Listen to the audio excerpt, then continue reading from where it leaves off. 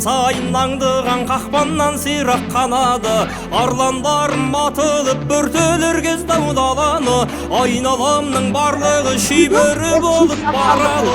Ерсіздіктің күшігі қойдай боп жүннен қырқылды, өрі басар дегендер сұрғалы болып құртылды.